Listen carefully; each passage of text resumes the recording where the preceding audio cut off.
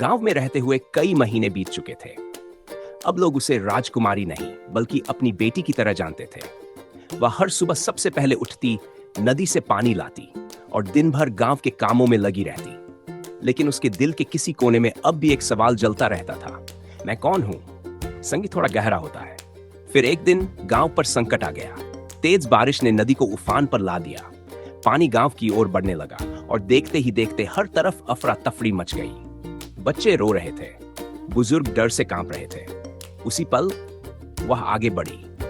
जिस नदी से वह कभी हार गई थी, आज उसी नदी के सामने वह मजबूती से खड़ी थी। उसने लोगों को इकट्ठा किया, ऊंची जगहों की ओर रास्ता दिखाया और खुद सबसे आगे रहकर सबको सुरक्षित निकाल लिया। उसकी आवाज में आदेश नहीं था, पर भरोसा था।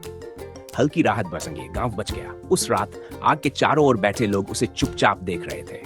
अब उनके मन में कोई शक नहीं था, ये लड़की साधारण नहीं थी। एक बुजुर्ग ने धीरे से कहा, बेटी, तुझ में किसी रानी जैसा साहस है। वह बस मुस्कुरा दी। अब उसे ताज की जरूरत नहीं थी, उसकी पहचान लोगों की आंखों में थी। उसने उस रात आसमान की ओर देखा। तारे उतने ही चमकदार थे जितने कभी महल की छत से दिखते थे, लेकिन आज उसका दिल ज्यादा भरा हुआ था। उसने समझ लिया, पहचान जन्म से नहीं, कर्म से बनती है। और सच्ची रानी वही होती है जो जरूरत के समय सबसे आगे खड़ी हो। संगीत फिर दिनों बाद गांव में अजीब सी हलचल हुई। दूर से घोड़ों की टापों की आवाज आई। धूल के बादल उठे। ये आम यात्री नहीं थे, राज्य के सैनिक गांव में प्रवेश कर चुके थे। आदेश साफ था, नदी के किनारे बसे इस गांव को खाली कराया जाए। गांव वाले सहमे हुए थे, कोई बोलने की हिम्मत नहीं कर पा रहा था। तभी वह आगे बढ़ी। वह अब भी साधारण कपड़ों में थी, लेकिन चेहरे पर वही दृढ़ता थी जो कभी दरबार में दिखती थी।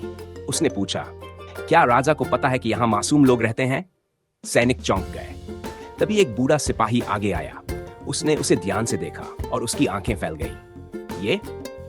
ये तो खबर पल भर में फैल गई। जिस राजकुमारी को सब मरवा मान चुके थे, वह जिंदा थी और गांव वालों के साथ खड़ी थी। अब उसके सामने दो रास्ते थे, सच स्वीकार करना या चुप रहकर लोगों को खो देना। उसने गहरी सांस ली और कहा, हाँ, मैं वही राजकुमारी हूं, लेकिन आज मेरी पहचान मेरे ताज से नहीं, इन लोगों से है।